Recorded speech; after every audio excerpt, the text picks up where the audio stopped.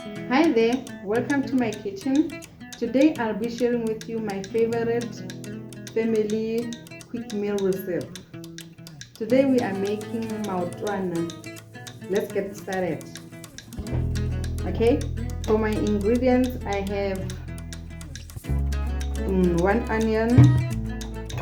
I'm going to cut my green pepper in half.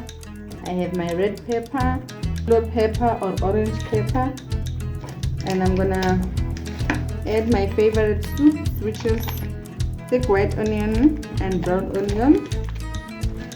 And I have my cubes and my curry powder spice, and lastly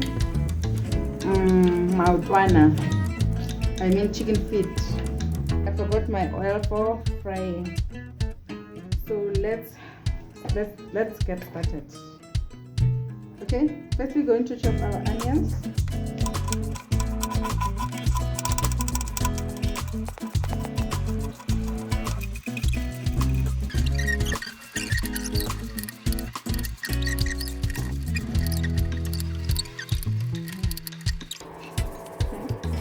I'm going to add my oil.